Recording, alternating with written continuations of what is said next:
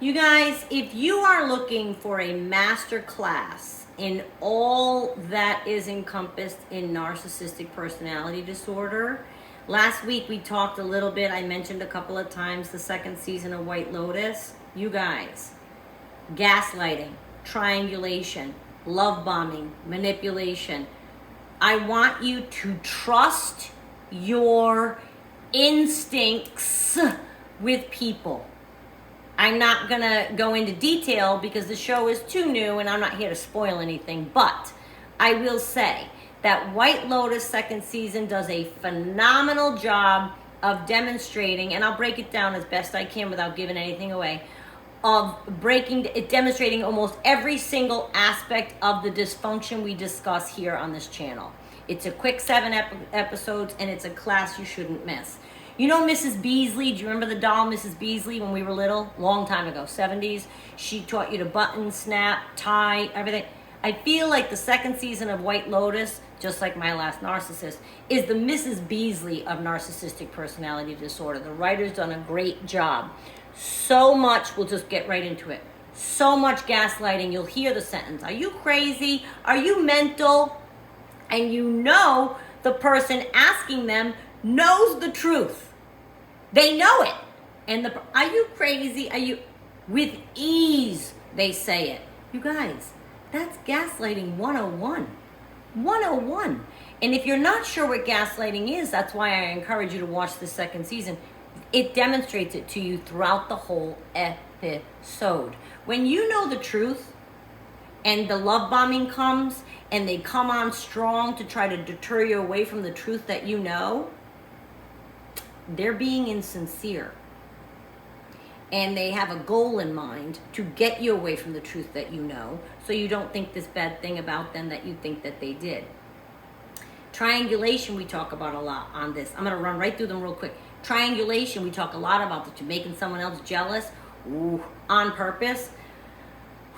That is some kind of game of mind play. And it is throughout this season as well. You'll see different people triangulating each other on purpose. And it is so dysfunctional. But some people get a rise out of it. Some people like it. It's dysfunctional. It's not healthy. Are you jealous? Are you jealous? Not healthy, you guys. The manipulation, going right through it, to getting someone to do what you want them to do instead of what you want to do, even if what they want you to do is against what you want to do.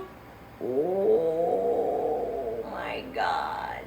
You should never fold into something if your instincts are telling you it's wrong. There is nothing wrong with pausing at least, or saying no. When in doubt, do without. You're not feeling easy about something, you have somebody right now in your life trying to manipulate you into doing something, and you're like, I can't explain it, I don't know why, it doesn't feel right. Then don't. You don't have to explain it to them. If you have no words for it, who cares? Intuition is the voice of God, Oprah once said. If you don't believe in God, intuition is the seventh sense. I think the sixth sense is conscience. But, okay? Like you can't go forth and do something if it's against the grain of what you believe in, if you know it's wrong. But they've manipulated you, they've love bombed you, they've made you think that you're crazy for thinking this. No, please come over on this side of the fence. And so you go. And then something bad happens to you and you say, I should have listened to myself. I'm here to say, trust your instincts from the get-go. I'm here to talk about all of this along with being a mark. Narcissists look for a mark. They do. Are you a mark? Are you making excuses for their behavior so they don't take blame because it can't be them? So you're making excuses because you were love bombed. Okay, so you're in love, and then boom, they start to act something against the instincts of what you know is right. But now you start making excuses. Oh, we had a bad day, or whatever. I cannot we can't overestimate just how vital it is to see time and action before we believe, jump, and possibly get flat out conned. Oh yeah, you'll get conned. Okay? If you are someone of means, especially if you have this, you have to be especially careful, because you simply never know why someone is trying to rub elbows with you. You just won't. Not fast. Our instincts are so completely undervalued, and we ignore them when with a narcissist, because we really love that love bombing. We really, really do. And the thing is, we ignore our insides, what our insides are telling us, and we sweep under the rug our intuition when we are desperate to believe something other than what is happening in front of our face. We prefer to picture and accept the love bombing. And remember, love bombing, again, I'm not trying to give anything away about the second season. Love bombing can come from your partner, it can come from a friend, it can come from a family member, a group of people sucking up to you. It can come from a business partner trying to steal your idea. When you're not looking, they take it, but they've complimented you so much, you trusted them. It can come in all forms. So this is where we have to rely on our instinct, okay? I feel like when we are desperate to believe something other than what's in front of us is where we get into trouble. Desperation leads to trouble. If any of the people on the second season of White Lotus, which was fantastic, both seasons are fantastic, but the second season in particular led me to a couple of videos last week and this week. But if any of these people took more time, I always tell you guys, time and action you need to see from the person trying to woo you, love bomb you, in any category they fall, friend, family, partner, whatever. Time and action. You cannot trust someone right away.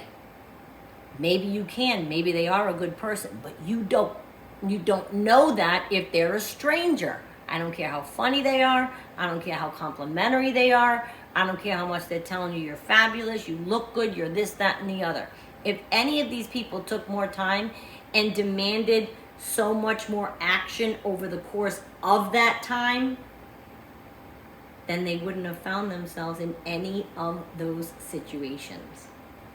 The entire second season of White Lotus couldn't be written. The screenplay would not exist if right away each of the people that I have in my mind said, I need more time with you, I need to see more action repeatedly and repetitively, consistently and persistently from you, which is what I demand. I demand time and persistency. Over the course of time, I will see what kind of person you are.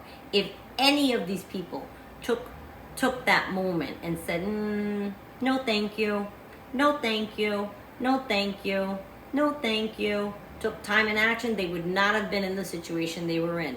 If you feel anything at all off with a person or situation, do not get into any method of transportation. Don't take drink with them. Don't hesitate to try to get out of the situation. Take your first out. My mother is a crime show aficionado. And of course, the lesson always is, don't let them take you to point B, right? They say that in intervention, they say that on true crime stories, they say in other words, okay, I used to run, I don't anymore, but I would run on the opposite side of the road, which they say you're supposed to run on the same side of the road. I don't care what's legal. I want to see a van coming up towards me. I'm not going to run and have a van come up and take me. But they say if that ever happens, kick, scream, pull hair, anything you can, scratch, throw a fit, as much as you can at point A, because once they get you to point B, your chances of being saved go down. Your chances of not being involved with a narcissist go down. Point A would be love bombing. Point B would be you're already in it, you're ensnared. Doesn't have to be a crime. You follow what I'm saying? Your instincts should guide you, and you need to see time and action. As I watched this show, there was so many times people could have made a different decision, which would have been better for them, but they were ignoring red flag after red flag after red flag because they wanted the person who presented themselves to them to be real in the beginning. Like, they wanted that person to be real. They decided, oh, I like how this feels. I like how this feels, this love bombing situation. I like how this feels. I'm going to go with it. I'm going to go with it. I'm going to go with it. Go with it. You guys, this is what I mean. I don't care how good they are. I don't care how charming they are. I don't care how suave they are. I don't care what they show you, tell you, do for you. I don't care. If you do not see time and persistent action of goodness, you cannot possibly know a person. And don't be so impressed or complimented or charmed. Just don't. If somebody comes on with that urgency, simply say, thank you. Thanks. Thanks. Yeah, thank you. I'm being facetious. If somebody is a good person and they just come on strong because they have flowery language and they're feeling it for you, whatever, then they'll still be a good person in a month or 6 months. Or when you go home from vacation, they'll contact you and they'll fly in to see you and they'll have you fly out to see them. It doesn't have to happen all so fast. And narcissists, toxic people, criminals, they move fast and they suck you in. I just beg of you to trust your instincts, and I beg of you to give yourself enough time to even have an instinct. I beg of you to request enough time spent with this person. A whirlwind is not necessarily a good thing. A whirlwind feeling can be fantastic, but many times it can lead to trouble, and many times it's the beginning of trouble, and many times it's a red flag for trouble. So I ask you, please, I beg you, please let yourself see time and action from these people and trust your instincts. Thank you so much for watching, you guys, and I'll see you next time.